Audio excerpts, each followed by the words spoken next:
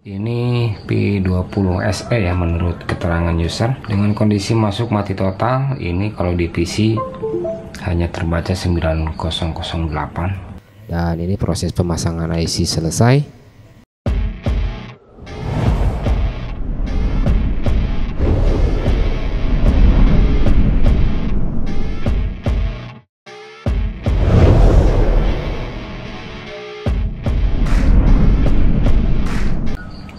Dan oke, kembali lagi di channel Aquatronic Labs. Di video kali ini saya sudah membongkar unit ini P20 SE ya menurut keterangan user. Dengan kondisi masuk mati total, ini kalau di PC hanya terbaca 9008. Terlihat di device manager ya. Menurut keterangan saat digunakan tiba-tiba nge-freeze lalu kemudian tidak bisa dinyalakan lagi, mati secara tiba-tiba, kasus yang umum terjadi di seri chipset Qualcomm ya. Jadi ini saya bongkar terlebih dahulu saja untuk mesinnya karena ini belum saya bongkar.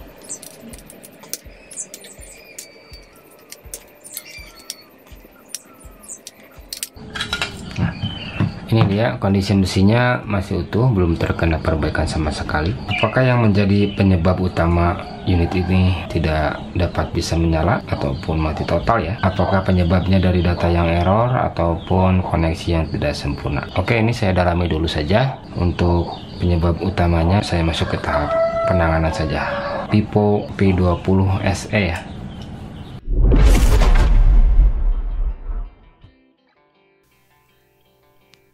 Dan oke, ini unit sudah saya lakukan pendalaman sebelumnya ya, yang mana ini unit mengalami mati total hanya terbaca 9008. Untuk seri ini tidak bisa diidentifikasi menggunakan tool via USB metode offline ya, harus via server. Dan ini tidak saya lakukan analisa via USB karena kan saya tidak ada akses untuk autentikasinya ya.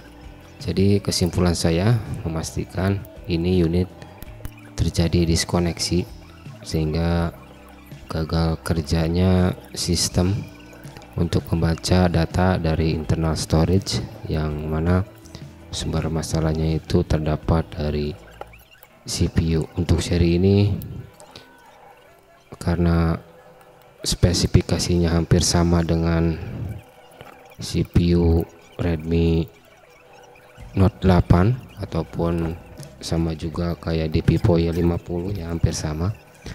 Model-model seperti ini kalau bukan internal storage yang bermasalah, banyak terjadi gagal kerja diakibatkan koneksi yang tidak sempurna. Maka poin ataupun fokus perbaikan di sini saya langsung saja ke poinnya. Poin perbaikan di CPU-nya ini saya lakukan tahap pertama, yakni metode rebaling only untuk IC CPU-nya ya. Dan ini cover kali ini sudah terangkat semua. Pastikan pengupasan cover kalengnya hati-hati ya, jangan ada PCB yang terkelupas. Dan ini mulai masuk ke proses pelepasan IC CPU. Berikan plug secukupnya, pastikan panas sudah benar-benar merata dan angkat secara perlahan. Ini untuk pengangkatannya harus ekstra hati-hati. Dan lanjut bersihkan sisa timah dan lem di PCB ya, untuk nantinya agar bisa dipasangkan kembali CPU yang sudah kita rebal. Untuk tahap pertama ini berikan plug secukupnya saja. Ini saya gunakan timah batang untuk mengangkat sisa timahnya agar pada saat dikupas ini tidak keras ya untuk timahnya. Jadi saya lepas untuk timah sisa ini menggunakan bantuan plugs dan timah batang.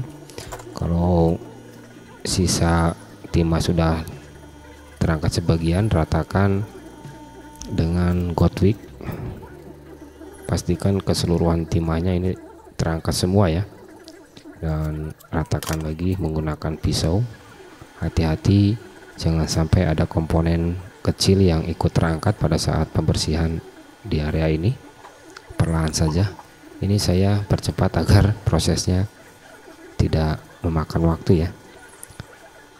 Perlahan-lahan saja, yang penting hasilnya sesuai dengan harapan. Bersihkan sisa kotoran dengan tinar, dan kalau sudah bersih semua tinggal kita lanjut. Lem yang digunakan di tipe ini lumayan cukup alot ya, ataupun keras, beda dengan tipe-tipe yang lain. Untuk seri Pipo memang untuk lemnya sendiri berbeda untuk tingkat kekerasannya.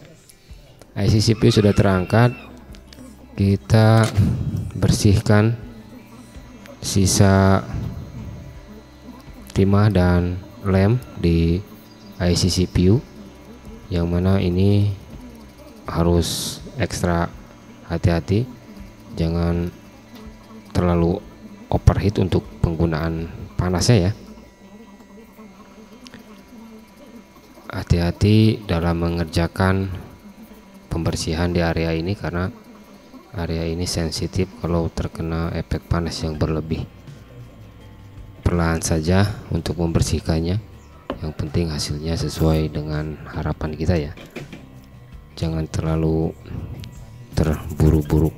Selesai semua, terangkat sisa kotorannya. Ini terlihat kalau sudah benar-benar bersih, tidak ada lagi kotoran yang tersisa. Lanjut, saya rebal untuk IC CPU nya yang sudah saya bersihkan tadi.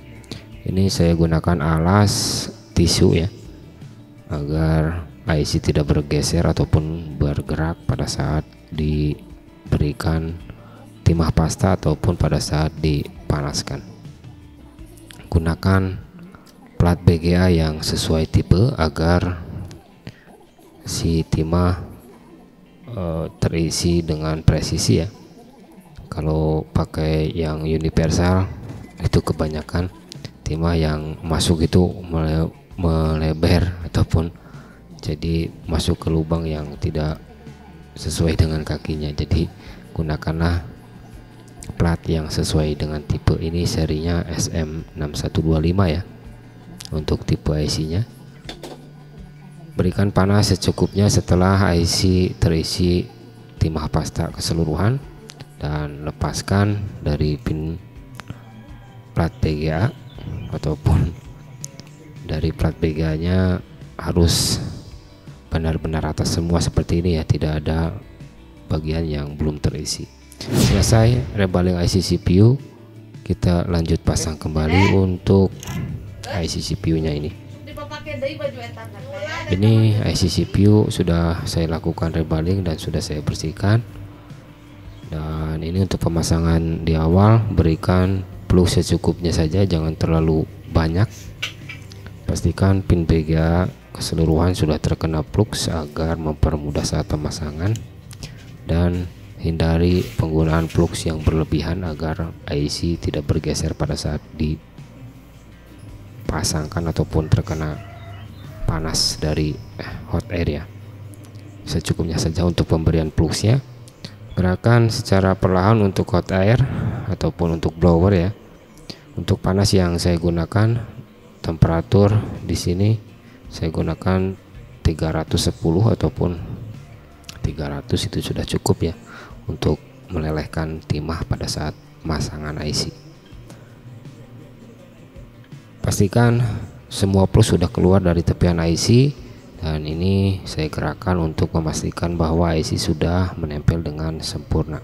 Kalau si IC sudah mengembal, kembali lagi ke posisi semula kalau digerakkan ya. Dan ini proses pemasangan IC selesai. Apakah sudah selesai perbaikan ini? Kita lihat saja, kita uji, kita pastikan lagi selesai perbaikan.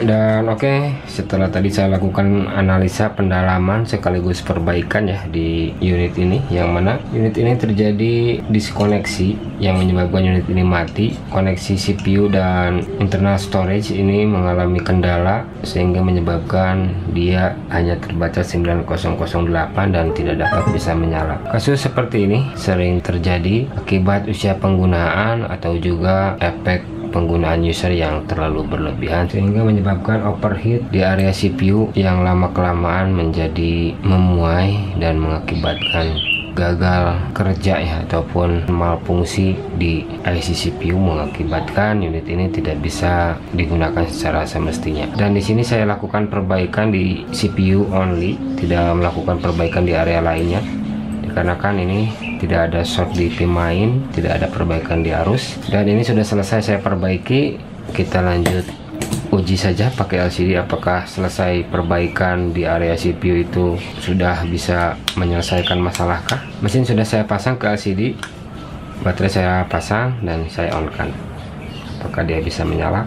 Nah, ini gitar sudah ada dan logo Vivo pun sekarang sudah muncul ya, artinya proses rebaling only di area CPU sudah ada perubahan, yakni unit sudah bisa on kembali. Kita lihat apakah dia dapat masuk ke menu utama ataupun ke lock screen. Ini sudah masuk ke booting kedua ya, artinya perbaikan sudah benar-benar bisa menyalakan kembali unit. Nah, ini unit sudah masuk ke lock screen ya, yang artinya perbaikan sudah selesai.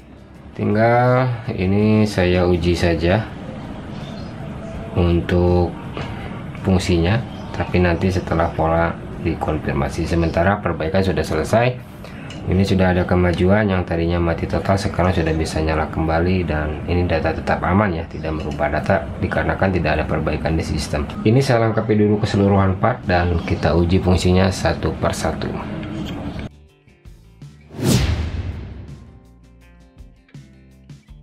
Dan oke, ini unit sudah saya lengkapi untuk keseluruhan partnya, kartu SIM dan lainnya sudah saya masukkan ya. Saya uji mulai dari kamera. Untuk kamera utama ini kamera depan, untuk foto, untuk perekam video, cek.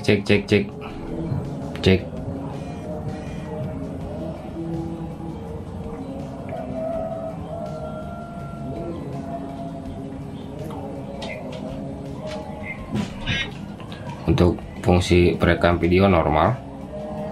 Untuk lensa ultra wide normal ya, dan untuk potret ini normal. Fungsi kamera normal. Lanjut untuk jaringan, ini sudah keluar. Saya cek jaringan untuk 4G nya.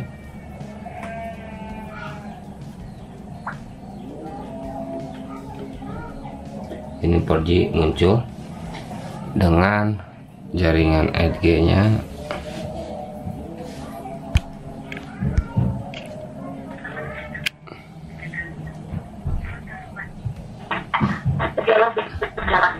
untuk earpiece dan speaker utama normal, dan mungkin sudah ya untuk Bluetooth center, WiFi, dan masuk ke spesifikasinya aja. Ini semua fungsi sudah normal, dan ini versi yang 128 GB untuk internalnya, dan RAM 8 GB ya. Ini serinya UFS dengan seri P2022. Dan oke, mungkin semua fungsi sudah normal ya. Jadi perbaikan ini saya akhiri dengan kasus sudah terselesaikan, yang mana unit ini masuk kondisi mati total. Perbaikan di CPU only dengan metode rebaling, dikarenakan ini efek penggunaan yang berlebihan mungkin mengakibatkan diskoneksi di chipnya. Seperti itu aja. Perbaikan ini saya akhiri. Bila ada salah pengerjaan maupun salah kata di video ini, silahkan koreksi di kolom komentar. Sekian dan terima kasih.